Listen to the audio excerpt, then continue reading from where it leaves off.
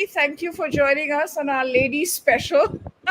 I'm so happy to have a full-on ladies panel today, and it's something I've On wanted our to do ladies for a special. long time. And I'm so happy of to course, have there a is full-on feedback, so ladies please do panel forgive today, me. and it's something I On wanted our to do Sunday Club, for a long time. God, how I'm so many happy to have a feedbacks, full yeah? feedback. So please Are you do all today, watching this by any and it's chance? something I wanted to do Sunday for Club? a long time. Okay, are we good? Okay, we're good.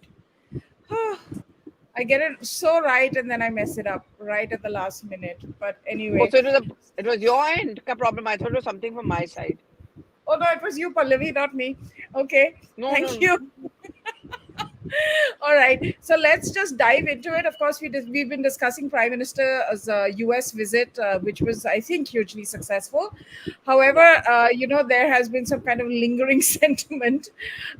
First of all, we did see the kind of protest that we wanted to see, but what we did see was a very loaded question asked by a female journalist from the Wall Street Journal. Her name is Sabrina Siddiqui, and I think she's of South Asian descent. I'm not sure Indian or Pakistani, but she asked this question about Muslim rights, etc., etc.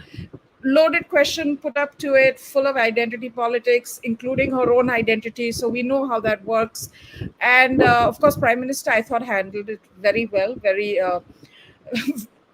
matter of factly. But what happened was that a lot of people praised the question and a lot of people got offended by that question. And those who got offended by that question and those who praised that question reached out to Sabrina Siddiqui. However, she has now claimed harassment, and the White House has come out to support this and then gone on to speechify about democratic rights and things of that nature. So, Smita, we were discussing this offline. In fact, you suggested this topic also because you made an important point. You're a veteran journalist, a senior journalist now, and you said to me that why are journalists getting so fragile? And I Sorry, wanted to these things will keep sure, on happening, okay? Because I'm traveling back to Delhi. So, sure. So, Go ahead, I Smita. through her, I went through the whole drama which happened around her. And, I nowadays, I find it really funny as somebody who spent decades in this profession. And, I moved on and, I work around the media world now, that I find everybody is so easily offended, which is fine. And everybody is so fragile that, oh my God, now people are coming on social media and harassing me. Listen, was not harassment. Okay, now let's look at the whole series of events. There was one question which was offered. The Wall Street Journal has a White House correspondent, Catherine Lucy. She was not present, and instead Sabrina was present. We don't know the reason. Maybe she's unwell or whatever. Okay, and what is Wall Street Journal? It's a business paper. It's a business broadsheet. The Prime Minister signs record number of deals, but they are not interested. They're interested in a virtue signaling question. Okay, the virtue signaling question gets very professionally answered by the Prime Minister. Okay, the situation ends here. Then comes the fact that people are questioning Sabrina. There were three things people questioned her. Of course, the virtue signaling question. And then people are going to, this is the social media where people are going to dig out your past. People are going to dig out all your tweets. So she is presenting herself as some kind of a activists, because all journalists in the West somehow, the privilege is that they become human rights activists, but only when it comes to India. So her concern seems to be there are only two subjects on which she writes. I went through her entire timeline for a very, pretty my own research, and I found there were two questions that she likes to write. One is Kashmir and Modi. These are the two questions two subjects that she's pretty obsessed about. And you get one chance and you ask this question, so people are going to go back and forth and check out. And then the great India's Pulitzer award winning fact checker actually did a great service to all of us by showing her background. And then she went and said, listen, I'm from an Indian background. She's not an Indian. Let's get, she's an American Pakistani. Okay, so everything around her, people questioned her people questioned her background, people questioned her, the kind of work she does. if she's an activist, the fact that she has never raised issues about minorities in Pakistan or what happens to minorities in Pakistan. So when you are getting questioned, now you are crying victimhood, saying, oh my God, I am harassed. How come questioning a legitimate mainstream journalist in USA, questioning him or her has now become harassment? I mean, I think if you're a journalist, you better realize this is 2023. If you are going to peddle something which is, let's say, factually incorrect, people are going to roast you. And anyway, there is an ideological divide. People are going to, on both the sides, roast you. And I admire somebody like Pallavi. She takes it on her stride. I'm sure she goes through her own issues. It could be a mental harassment, but the way she has Pallavi ever said she's a victim? Somebody like Pallavi, I'm not singling her out, but somebody like her could turn around and say, listen, now I've had enough. This is harassment and I'm going to go and complain. Imagine asking the White House to comment on her that she's been trolled. I mean, if it was real, let me tell you one thing. If it was real harassment, okay, if it was really targeted harassment and, people are saying something like violence against her or something, I will be the first person saying, stop it. But the fact that she has not reported any of those tweets, has she reported? She had the opportunity to report some of those tweets. She has not. So now questioning journalists, questioning the fact that they are factually incorrect, questioning their bias or ideological stand, is this harassment? I mean, I don't know where we are learning and where this fragility comes from. Yeah, have these people, sometimes I wonder, these journalists who are writing about a particular minority in India, which is supposed to be under tremendous hardship since 2014, have they ever visited India? Have they actually gone and met somebody, or they are going to rely on the same think tanks and research reports that we get? This shows that none of these people have actually done what is called as hardcore journalism, where you get out of your AC rooms and your your AC lifestyles and actually go on the street and talk to people and do real reportage. Okay, none of them, including, even when I saw that one story by Fareed Zakaria, praising Modi and development. I said, this is going to last for 4 days. It lasted for 4 days. The moment Modi went out, Fareed Zakaria came back to his original, stand. I know Maybe the he didn't Zakaria get family. FaceTime with Modi. Maybe he didn't get FaceTime with Modi, no? Yeah, He and could have I know, tried his Guju and, I know Fareed tried. father very well. I've interviewed him. He's a very senior congressman from Maharashtra, and worked with Mrs. Gandhi. Some of the work he has written could be very questionable today. He should be very careful of what he talks. Fareed, perhaps he should revisit his father's books to see what he has written. So I just feel that everybody is crying a victim. I mean, how come the whole profession has now become, and victimhood.inc? It's like everybody is a member of victimhood.inc. Yeah, yeah. Pallavi, correct me if I'm wrong, but I'm of course not a journalist. But what I see from the outside, what I understand is that when you are at these press conferences and you go to them all the time, literally every other day, you are there. You are meant. Your training as a journalist is to ask a question that will go viral in today's time and age, right? Yeah. So, and also that something which is going to be newsy, something which is going to grab the Correct. headlines, and this is, and Correct. so she So she grabbed the knew. headlines. So I she have would know what she was doing by Yeah, I asking have a that different question. take on it. I also think that somewhere did White House also play us along. I mean, I agree with Smita. There was no need for White House to actually issue that statement in defense of Sabrina, why is she being trolled and so on. I mean, these things happen to all of us. I mean, I've been trolled for asking a question or for not asking a question, for going for these press conferences. So I really didn't understand what's the big deal about, because see, this happens to all of us, right? I mean, there are always going to be people who don't like what we are doing and who are not going to agree with what we do. I don't see that so much as trolling. Only thing what has changed now is everything is on the social media. Pehle, what you used to say through an SMS or word of mouth or pick up the phone and say, actually it's so easy. People who don't even know you, who don't even know perhaps in some cases what you look like, they're tweeting, or they put it on Facebook, or they put it on Instagram, and that becomes trolling. And second thing is, I know there's an alternative point of view, but I really think Obama's interview shouldn't have been aired, and it couldn't have been aired without the knowledge of the Americans if the Prime Minister is visiting there. See the other way around. Suppose an American Prime Minister is here and we go and interview, I go and interview a former American president who bashes America over there. I mean, does it look nice diplomatically? Definitely not. But that's a different topic. Talking on this whole victimhood thing, I know a lot of my peers, I know a lot of my friends, or the people who I come across, especially women, they play that card. I have never agreed with this. They say, I'm a woman, so I don't get this interview. I'm a woman, so I don't reach this top spot. I haven't got this designation. Frankly speaking, in my years of journalism, I mean, there are moments when, my story has not been played, or there are moments when I perhaps get a sense that I haven't got my due. But I don't think it's because I'm a woman. I have never ever been targeted in any organization because I'm a woman. Second thing is, as they say, you're in the kitchen, you be prepared for the heat. I mean, if I'm going to talk about equal rights, I go to a press conference and I want to be treated differently because I'm a woman. I'm sorry, that's not right.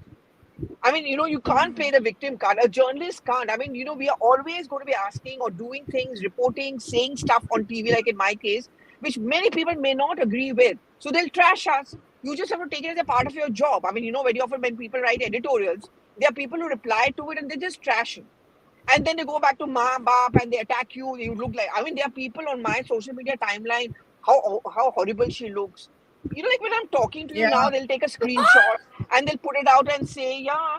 So when you take a screenshot when you're talking, you don't often come across looking good. Oh, Buddhi, and look how she's looking. She's so dark. She's so ugly. I hear all of that. I see that. Pella, I used to go through it. I used to feel very bad about it. But now I don't. And I think then even I can play the victim card and say, oh, look, what are they doing to me? But it's okay. I mean, I think you get stronger and you are strong if you do your job and fine, I did it. You don't agree with me, fair enough. It's your point of view. I'll do what I want to do. And what I've observed is that here she is being trolled for asking a question. People are trolled for not asking a question also. Yeah, So yeah. it's like this. I mean, it works both ways. So No, many but times I've seen journalists being attacked that why didn't you ask this, why didn't you ask that, go the media, this, that, and the other. So it's like two sides of the same coin. no, but the fact, Advaita, that she went after the question that she was being, questioned for her question. She went on saying, oh, I am very pro India. I love cricket. Then she pulled out some tweets of her own tweets in 2011 and 2015 when India was doing well and all. There was no need for her to do that. My I mean, question I is, if found you that really, very really strongly, silly. yeah. And if you feel very strongly that you asked the right question, then you had the right to defend yourself. You have not replied. You have But not then, but blocked then, anyone. but then, You have that's not because the complained fact that about he any of the started tweets. giving those explanations and those defenses then starts making me doubt her. Because I think she was Yeah, loving that kind of. and I mean, it gives her this yeah, impression. I don't know. I don't want to pass judgment. and It gives her this I impression that she think was loving the fact that she suddenly, people are feeling sorry for her. I mean, no, and I would I hate it also if feel people the feel fact sorry that for me. you deal Yeah, with one at a American time. One journalists. at a time. Yeah, Now, sorry. Smita. Sorry. Yeah, Smita, When go you ahead. deal with American journalists nowadays on social media, and they look like, oh my God. I mean, people are responding. They don't realize how India has also changed. There are two aspects of it which really worries me. Number one, the White House saying that questioning Sabrina and going after her tweets and all is undemocratic. Seriously? President Obama doing this fixed interview with Christiana Amanpour on CNN, while the Prime Minister of India was very much within the US territory. Is it democratic? But that is allowed as a land of free, and it's free speech, and in America we like to question everything, so that is fine. But this is not fine. I mean, how dare you, And she is a victim because there is an online harassment. I have not seen, let me tell you something. I have seen all the tweets on her. There's not a single tweet which calls for any physical violence against her. So isn't this a land of free speech? There's no attacks on her. At least I have not seen it. If anybody has seen it, I would like to see that. And I completely oppose those tweets. My question is, now questioning journalists who do these kind of virtue signaling questions, like for example, even if you wanted to ask a question on this subject, let's say hypothetically, can you bring some facts, figures, can you bring some statistics, can you bring your study? Nothing. It's like me standing up and asking President Biden that, oh, what about Khalistanis? I mean, you got one chance, you could have asked a very pointed, researched question. The very fact that you used it for your virtue signaling showed that it was a fixed match. Okay. And I have a feeling that most of the time, I think that the Ministry of External Affairs, they get it. They were ready for it. I'm 100% sure they were ready for it. And the very fact that the actual White House correspondent is not there, and this girl Yeah. has been there, there's so many questions on this, and Absolutely, absolutely. Yeah, I undemocratic, think can you imagine? I no. think I they think knew that this question was coming up. I think even the Indian and the side knew. fact that they, yeah, the fact that they picked a woman, Muslim, and they have a White House correspondent regular, but they bring her on to ask this question. It's hailed at one point, and then of course there's another reaction, because guess what? White House, America, India is a democracy as well, and a very argumentative one. We've all gone through this. Just block and move on. That's what we do when it gets to be out of hand. That's it, because this is a country that is full of opinions, some legitimate, mostly not, but you move on. And This. and Smita, the fact is that everyone is feeling sorry for Sabrina because she's been trolled, and the same people who are feeling sorry for her in India, in on the social media, the usual suspect, those who call themselves liberal, the activists, anti-Modi kind of stuff, whatever. I mean, let's not even get the anti-Modi, the so-called liberal, educated journalists who are not so journalists, and I think everyone knows who I'm referring to. They are the same people who trash, say, a Navika and Smita Prakash when they do interviews, and they say, and they troll her in pretty much the same words when they don't ask a question which they think should have been asked. So they do Exactly. to her precisely what they are now so-called defending Sabrina on. They too are guilty of trolling, and some of the comments on Navika and Smita are terrible. Like, tu aap apna ghar hai, you bought this house, you're sold out, you're godi, and Very you spread personal. yourself. Very Very personal personal. comments. And Every time they do an interview with vulgar. a minister or with a BJP leader or even with a non-BJP leader, if they don't ask a question which they feel should have been asked, then they start trolling her. And how fair is that? Because I'm sorry, it works both the ways then, right? Yeah. I remember But I asked I Navika also, this once, and she always told yeah. me, like I just began, and I remember we both used to sit together outside RCR in UPA 1 and all. And then I remember I used to ask her, like, don't you feel bad? She said, Pallavi, it's okay. Every such day when you're attacked, you should actually become stronger. This is something I used to call her my agony aunt jokingly, but this is something she really has taught me because, I'm sure she feels bad, I mean, of course, she's got kids. She goes back home, and you're a human being, no? We all feel bad. We don't like to be told publicly how ugly we are, or we are fat. What are you wearing? What are you doing? This kind of stuff.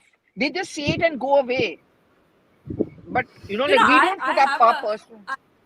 I also have another theory for this, like majority of the journalists today, I mean, I'm not talking about men or women, especially in big cities. I've seen them, everybody is just getting information.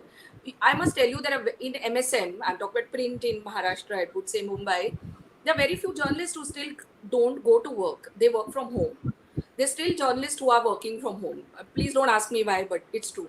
But majority of journalists who are literally on the field and who've covered, I remember every time we were the worst because we were covering BJP and Shiv Sena. And Shiv Sena, every time there's a riot, and they won't care if you're a journalist or not, they'll hit you. I mean, I remember clearly my days, when I was a very senior editor in DNA, and Raj Thackeray just left Shiv Sena, and there was a literal riot outside his house. A friend of mine literally pulled me out. I would have been dead there only because these guys started attacking and literally throwing themselves. But none of us said, "Oh my God, now we are victims." And we've gone through a whole gamut of experiences as we were reporters and we rose. I just get a feeling that journalists today are so entitled that they anything which would anything negative or anything which goes against their thought process, it's like, oh my God, I'm under attack. Oh my God. I mean, the thin skin of this Sabrina matter is something which really makes me worried. What kind of generation of journalists are coming into this profession? I mean, we have seen it. I don't even think that they represent the working class or they represent the voters. They only represent themselves in some ivory tower in which they work.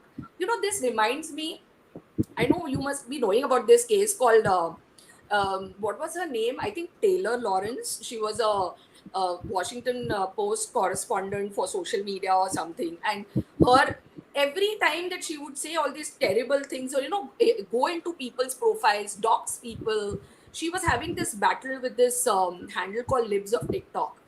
And she actually went to some of the relatives of this girl, of Libs of TikTok, and went to their houses and doxed them, and then when people started like exposing her, she says, oh my God, this is online harassment.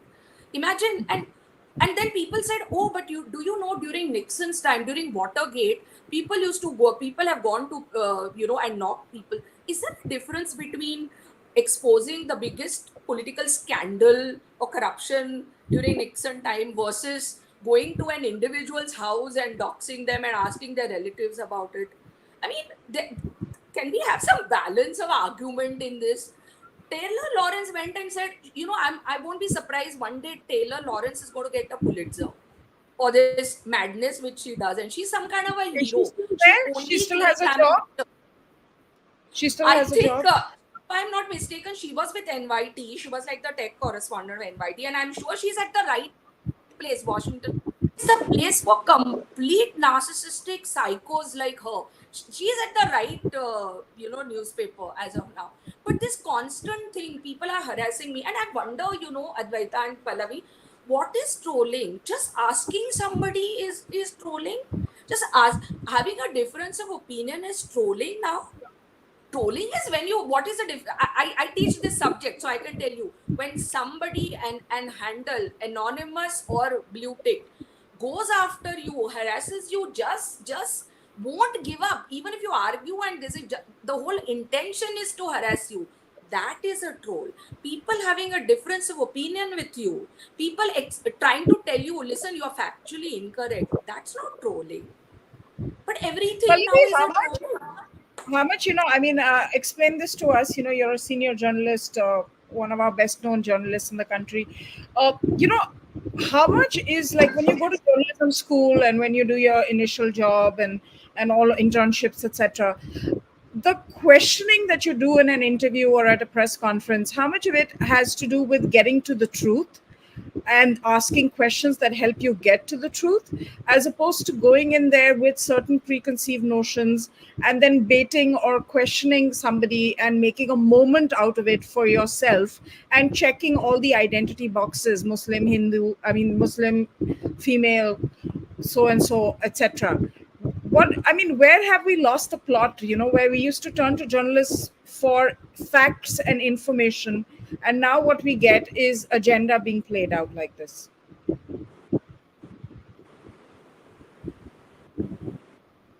You're I don't know, asking Pallavi. Smita, I guess. No, Or I'm me. asking you, Pallavi. That's Yeah. you. Uh, so, uh, I don't know. I mean, for example, well, they are agenda-based journalists. It's very evident at times that a particular journalist has already come with a preconceived notion कि चाहे कुछ भी हो press conference में, I have to ask this question, which hopefully either fits into my agenda, sets an agenda. There are lots of there are different kind of journalists who are asking questions. Some come and ask a question because whoever's doing the press conference has actually given out information on the basis of which you get to ask a question. I mean, I cover the Congress party, so I go for a Rahul Gandhi press conference. I don't go with a preconceived notion, but clearly, if there is something which is the news of that time or which is newsy, I would want to ask him the question. Like today, if there's a press conference at this point of time, I would certainly want to ask him a question on, say, opposition unity. Do you think it works? AAP versus Congress, TMC versus Congress. Now, his people may think I've come here with an agenda. Because I remember at one press conference, Rahul Gandhi did accuse a journalist of coming with an agenda.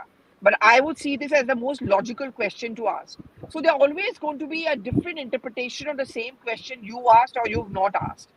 But I think with this social media, Facebook, Twitter, where everyone has an opinion on everything, and as Smita pointed out, most of the people are sitting at home in an AC, they don't even sweat it out. Most probably after those tweets, they'll go back to some party, sit in Khan Market or wherever they want to sit, and then देखो मैंने उसको ये ठोका, मैंने उसको ये बोला, मैंने इसको वो बोला, and that becomes a hot point. That also becomes an agenda. But there are many of us journalists who are those working journalists who actually go there, we ask a question because we want some news or headlines out of it. After all, that's what we are in the profession for, right? I want a news, I want a headline. But there are some no-go zones, no personal comments, no personal remarks. और don't start off with a presumption कि हाँ हमें तो पता है कि आपको ये लगेगा वो लगेगा, therefore I'm asking this question. There are journalists who actually do that at the press conferences.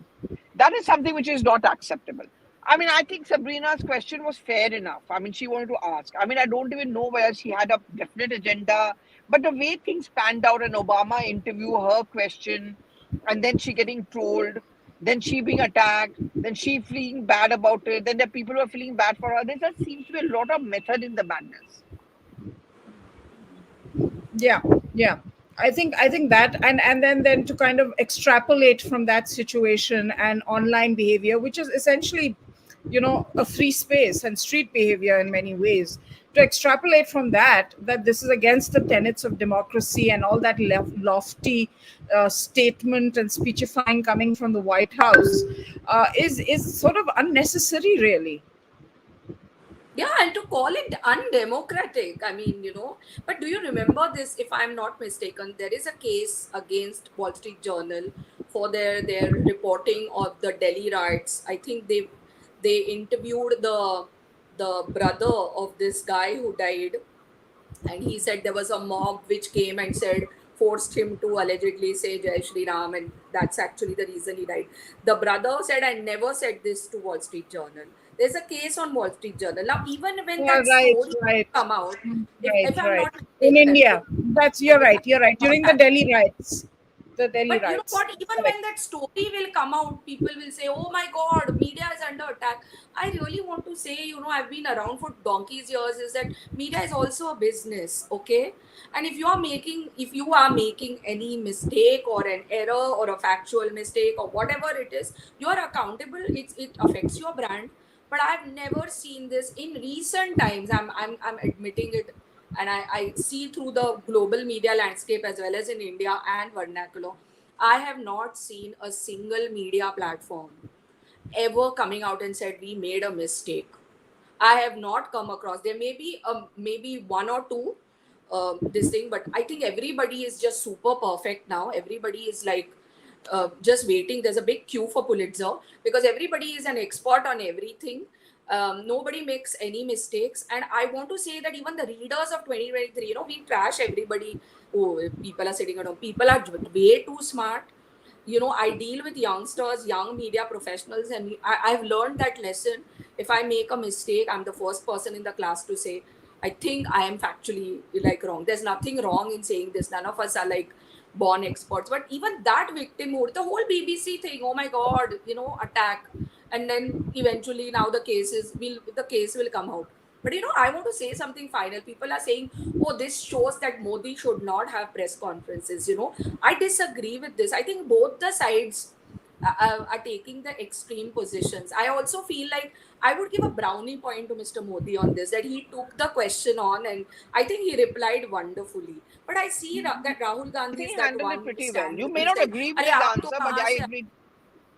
या वो आप कहाँ से आए हो, आप पता है मुझे आपका ओनर कौन है, and he like even the people who are being questioned are playing virtue signaling. The journalists are also virtue signaling, and I think eventually if these press conferences actually happen, everybody will be exposed and people will say मुझे I don't know whom to trust. So both the sides No, I feel and like I feel I would have brought Sabrina's victimhood if Modi had spoken to her the way Trump speaks used to speak to White House journalists.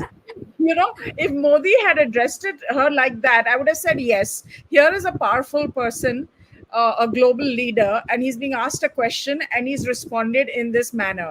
Okay, so I would then buy her victimhood, and Prime Minister Modi would be in the wrong. But as it turns out, Prime Minister Modi addressed that question, addressed it with respect, was unfazed by it and moved on. Now, after that, once it's free to air and available to the public, you have a problem because the public is responding. You're okay with the praise you're getting from a certain section, but because most people see it as a motivated question and are going to say that they see it that way, you're suddenly the victim. Yeah, and you know, I want to pinpoint to you. Remember that press conference? There's a rare press conference which Biden addressed, and I think there was this one journo from Fox News, and he said something or he shouted and all, and I think the mic caught it, and Biden said, "Oh, let him go," and son of a bitch. But nothing happened. There was no attack on Yeah. democracy. That day, everybody was, in fact, people were celebrating that Fox News journal was called out like that. I mean, we have now reached that stage, that absolutely Yeah. there's no balance in what we say.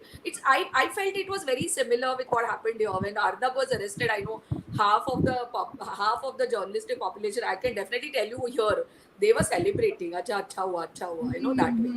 So Yeah, eat there's ice cream. no I want to balance. eat ice cream. I want to do this. I want to do that. I mean, it was horrible. Somebody is gone to jail who is from your fraternity. It should make you think. I mean, anytime something happens with a film, I immediately think that, okay, how does this work for the fraternity? How does it work for the filmmaking experience in the country? Whether I agree with the film or like the film or not, because that's just sort of the fraternal relationship you possess. But Pallavi, this is completely non-existent in the journalism scene, and they talk about society being polarized. I think journalists as a community, as a fraternity, are the most polarized, or one of the most polarized, at least after politicians. In fact, I Yeah, think politicians increasingly. probably get on better with opposition No, leaders. increasingly the last 4 to 5 years, yes, I totally agree with you, Advaita. In fact, the politicians are actually friends despite different political parties. I mean, when we go and cover parliament, I have seen political adversaries laughing and joking outside. Very often they go away for a lunch together, sit in the same car, take a thing. Journalists are deeply polarized because I mean, I think the problem also is because of one, the Twitter thing, the social media thing. Our opinions are expressed very freely there, and different points of view. We don't want to agree to disagree. पहले क्या होता था? And I tell you why I've seen this change, and I feel bad about it, and I hate now going out and doing these kind of reporting where the other journalists are also by my side, like press conference and all. पहले होता था, we used to have our arguments, we disagree with each other. We used to the tendency of a journalist also, we tend to think, अरे हमें तो सब कुछ पता है. We know what the Neta is going to do. अरे ये होने वाला है. अरे वो cabinet reshuffle में वो आने वाला है. We know everything, and then we'll disagree, and then at the end of the day, we'll forget it and go back home and again meet the next day. But now they stop talking to each other. Then what is worst, what has really happened is that this difference of opinion or the so-called polarization is carried to a Neta. So suppose there are two journalists A and B, they can't see eye to eye, two completely different point of view. They have an argument, and A will go and tell a Neta of his own point of view, देखो B ना आपके बारे में ये बोल रहा था, आप उससे बातें मत किया करो. Don't go and meet that person.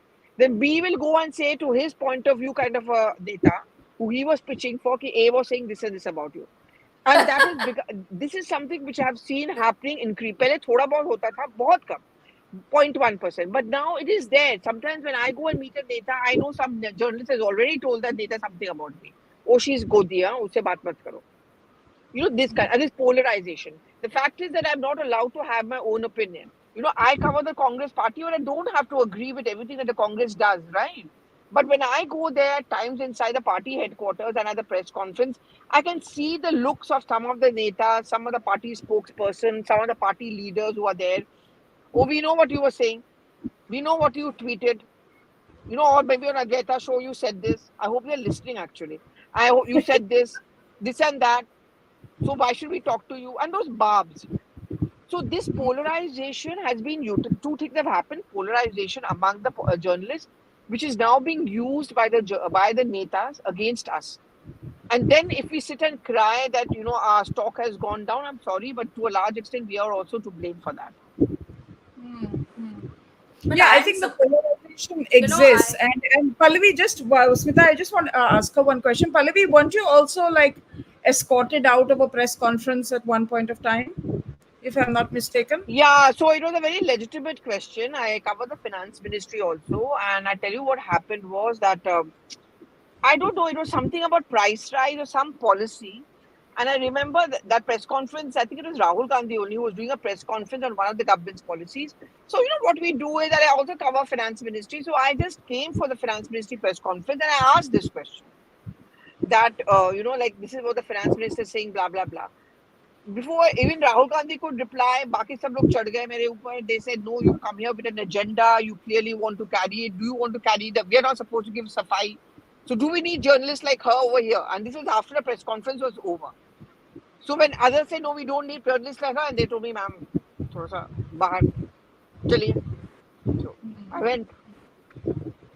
And then obviously people notice and they come to know about it, na? So they thought I was going around and telling people of this happened to me. But you did it publicly, na? So people saw it. Then then don't behave publicly like this. Second, if you have behaved publicly like this, then you also learn to face the heat. But credit to Pallavi, you're back in the Congress headquarters and drinking Next tea. day, I came back the next day. The only one who greeted me warmly that day was the guard at the gate. Yeah, he's a sweet guy. And the best part is he tells me, "Ma'am, आप आते रहा करो." I felt like telling him, "भैया, कल ही निकाला था यहाँ से." Smita, yes, you wanted to come in. Please go ahead. No, I was saying that, when all these questions are raised about press freedom, this and that, it's amazing that, there's so many journalists, especially these columnists, this the national columnists based in Delhi, thousands and thousands of followers, sometimes millions of followers, who keep on writing, posting these articles that, this one has said that there is no press freedom, and while they keep on writing, saying whatever they want, they go on TV, they have their own shows, they go on other shows, and nobody ever has any Indian journalist. I want to ask, and I appreciate this Professor Babones, from that Australian professor, I think, who met Prime Isn't he Minister. American? I thought he's American but lives in Australia. Isn't that it? Yeah. He said that, majority of the elite in India only give this information about India, to all these think tanks and research organizations. And I heard that he started his own round table. So that would be a very interesting, his own think tank or something. But not one Indian journalist across genders, I would say, has admitted the fact that they are doing, you could not be working somewhere, but you have a platform. There are multiplicity of views. There are groups and groups and groups. I know WhatsApp groups, I must admit it, it's like hate Modi group. There's actual WhatsApp groups like this, and they are doing exceedingly well. They have their own get-togethers and this and that, and then you scream. I think what Indians on social media are calling out is the hypocrisy, because you have to be the kind of journalism you have to do in 2023 when you are equally in the public domain. I think what journalists didn't realize that earlier we were in our own bubbles, people were our connection with readers was letters to the editor, Now it's, you are out there, you are as much a public figure as anybody else, and you will be questioned. And I think they're not coming to terms with that accountability which people are calling out for them. I know this harassment of women and calling for all these attacks on their personal, their family members and all, I'm totally against it. But even legitimately people are calling out, their factual errors.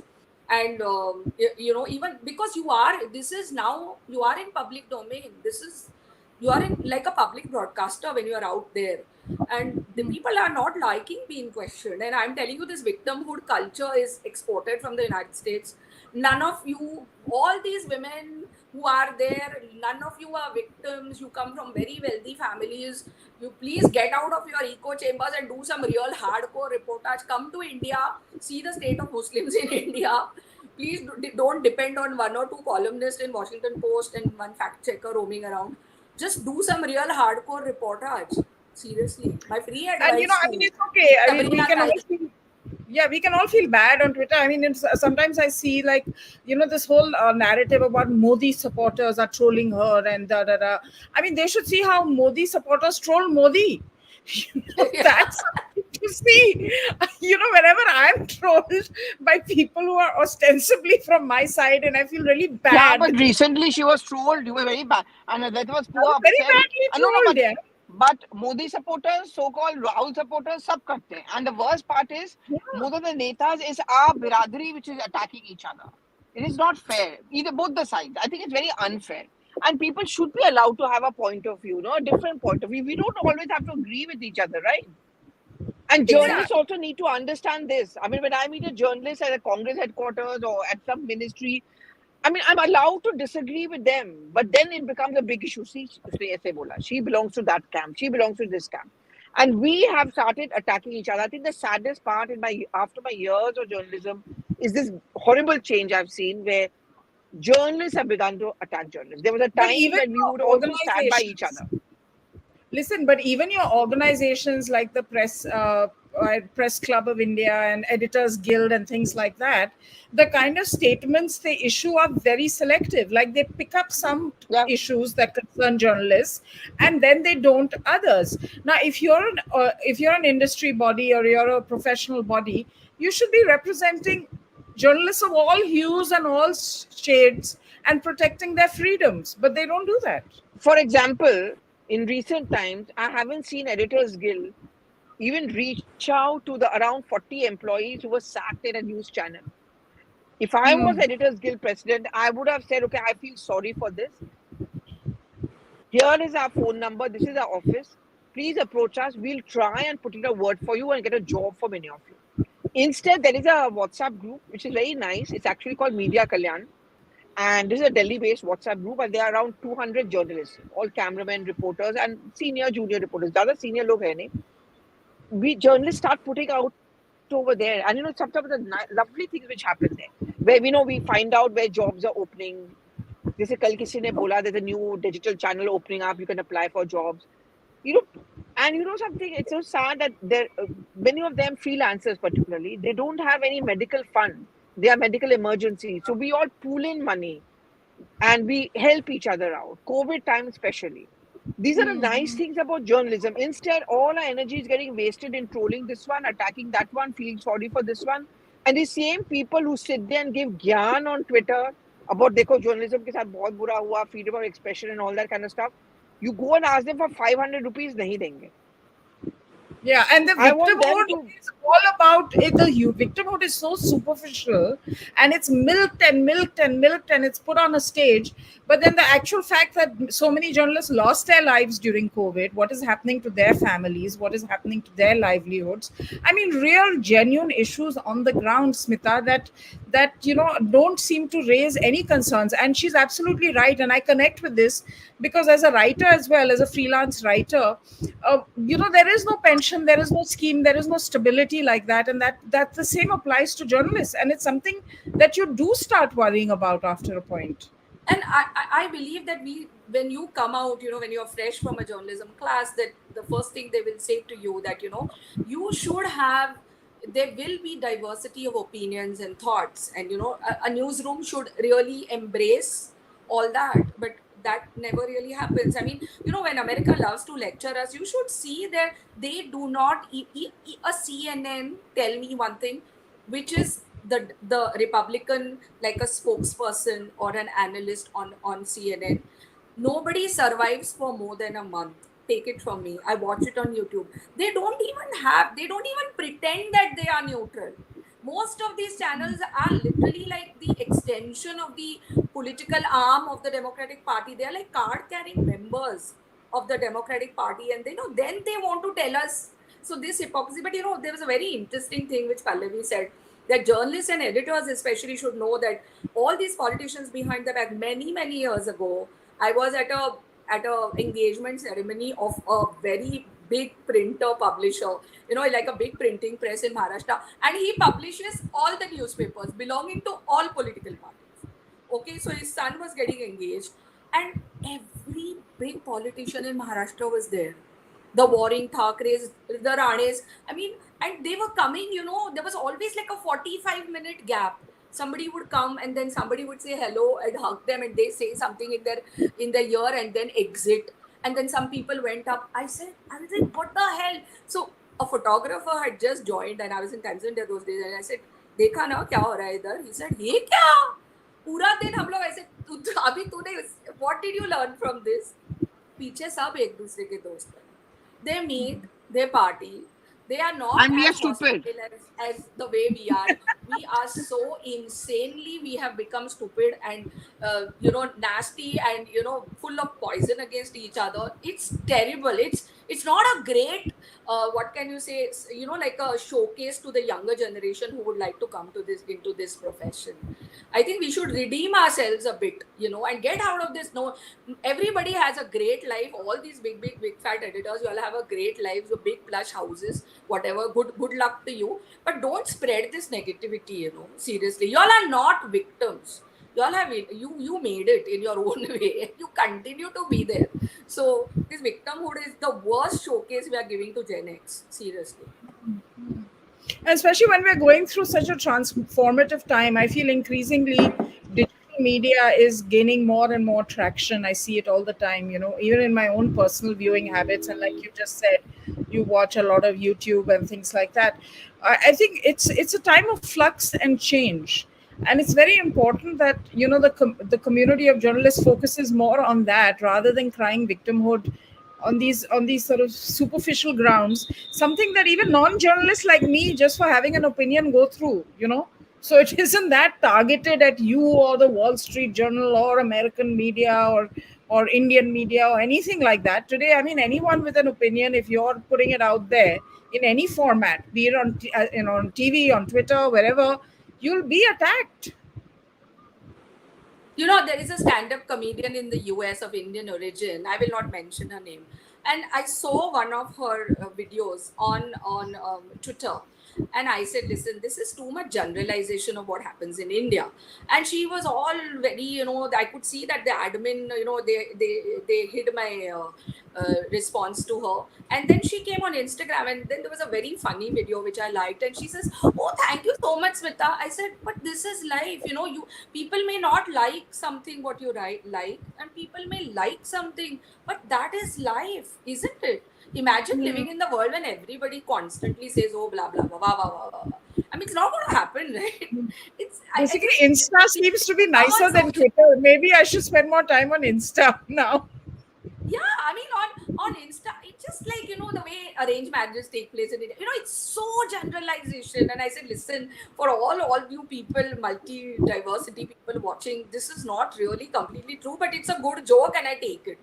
And the admin just removed my, they hid my response. And the moment I praised her, she was like, oh God, you're like a top fan. I said, no, I don't want to be your top fan. The truth. Yeah. But Pallavi, I don't think this victimhood cycle is going to really stop when it comes to the journalism fraternity, because I frankly think it pays well, to put it bluntly. I think at a time when some have made a career out of it.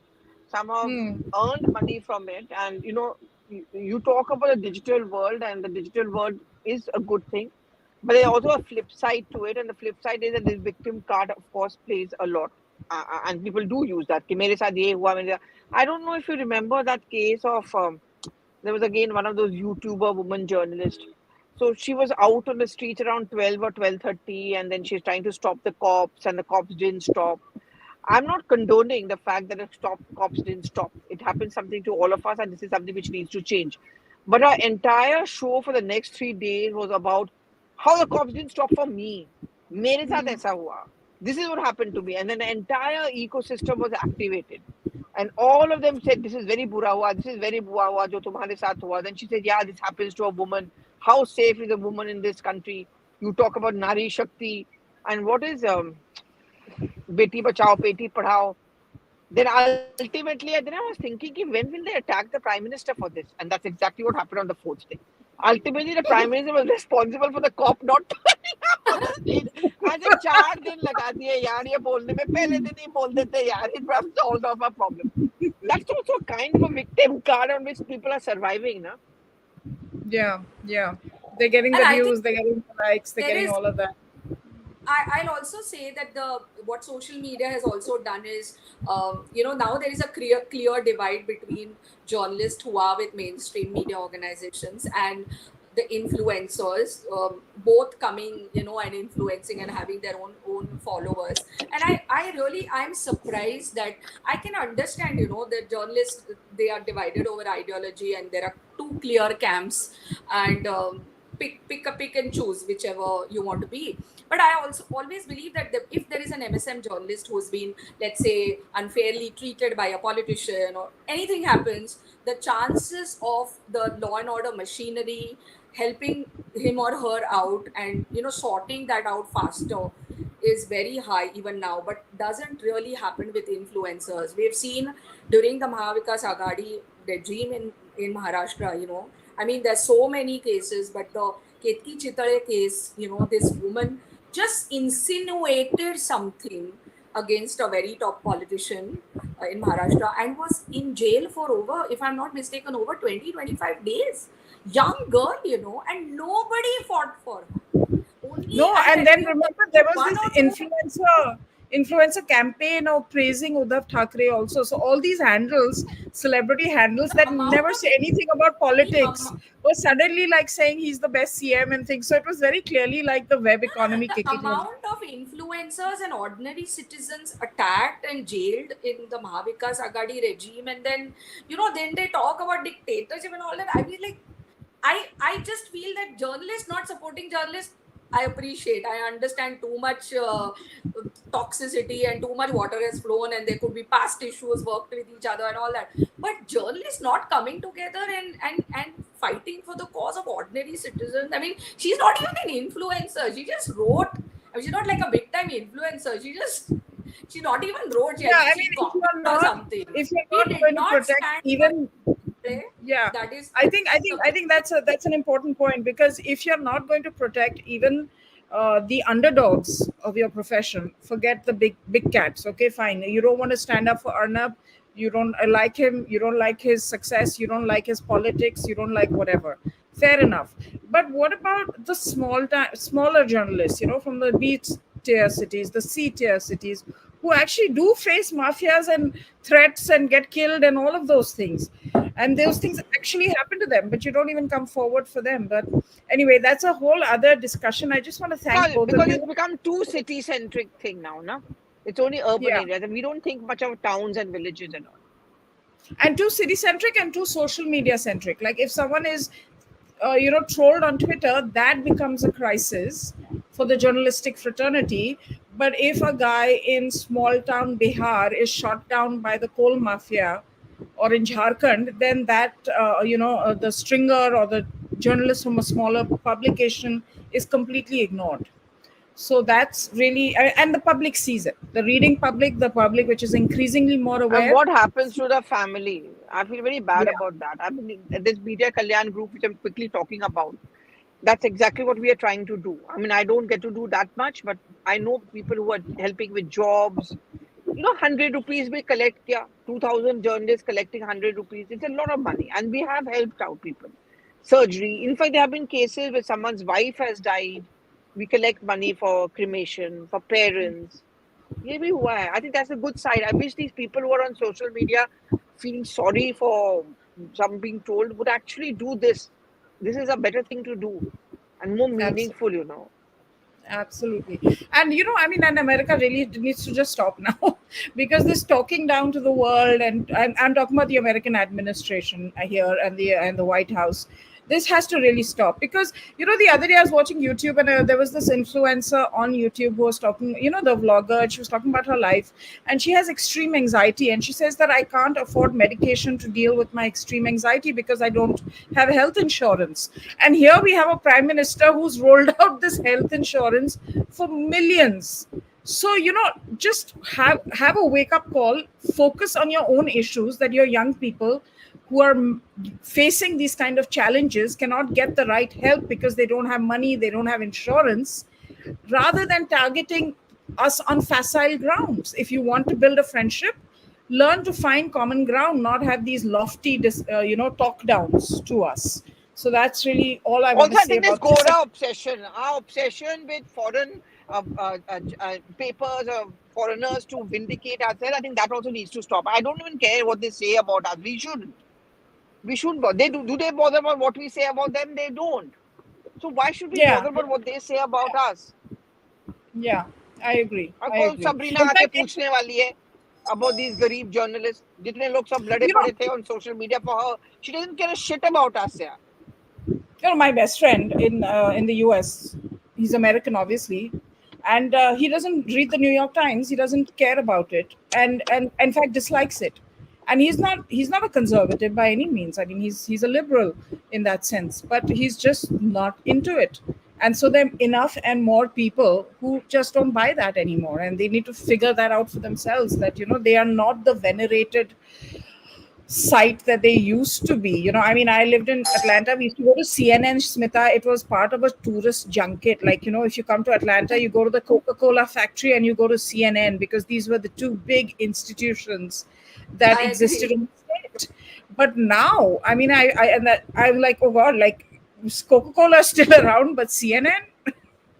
But No, Advaita, but their I'm part ratings have CNN. fallen. I'm CNN Ratings News have fallen 18. very So you come to badly. us. Oh, I'm sorry, Pallavi. Come to us. We are the good part of CNN. We are News You're the 18. good part of CNN. I'm talking about America CNN and their international CNN and all of that. And anyway, so thank you everybody for watching us, and we'll be back again. I really enjoyed this chat with two ladies. I Yeah, think I I should. really did. I think it was a damn good idea. Minus the men, actually. Yeah, and we should like talk about, like, we should do like a ladies panel, like every couple of weeks, or whenever we have time, and take on issues from a female perspective. So Sure. Yeah. yeah. Okay. Great, Thank you, Smita. everybody. Thanks for Thank speaking. Bye. you. Thanks, Thank you, Advaita. everybody. Bye.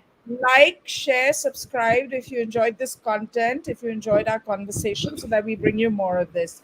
And we'll see you again soon. Bye for now. Bye bye.